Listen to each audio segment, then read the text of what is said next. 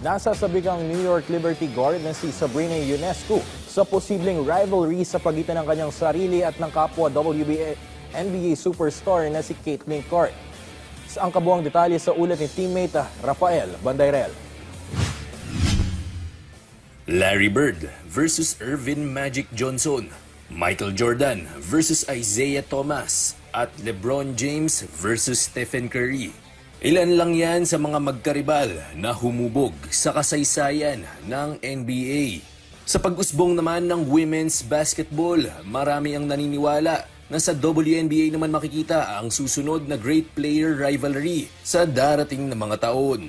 Iyan syempre ang posibleng pagtutuos ni Sabrina Ionescu ng New York Liberty at Caitlin Clark ng Indiana Fever.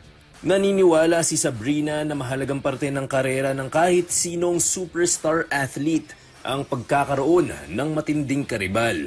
At kung si Caitlin ngayon, para sa kanya, excited umano si Sabrina para sa pagkakataong ito. Rivalries are a part of every sport.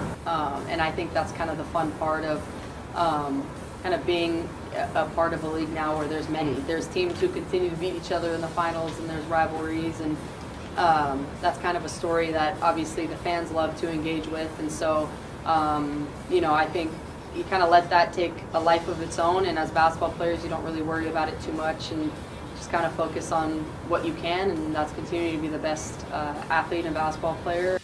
Samantala, nagbigay din ng payo ang WNBA champion at Olympic gold medalist para sa mga kabataang Pinay na tumitingala sa kanya.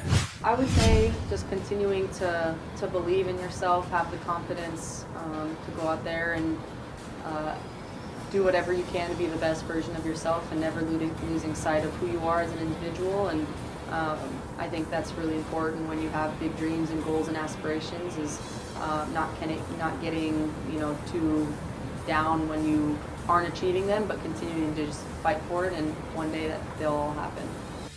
Galing si Sabrina sa Pilipinas kamakailan bilang bahagi ng kanyang Asian Tour. Sa 3 araw ng kanyang pamamalagi sa bansa, nakahalubilo niya ang kanyang mga tagahanga. Nakalaro ang ilan sa mga rising stars at pinakakilalang mga manlalaro sa Pilipinas, at nagdaos din ng isang skills camp para sa mga kabataang nangangarap din magkaroon ng hinaharap sa basketball. Rafael Bandairel para sa Atletang Pilipino, para sa Bagong Pilipinas.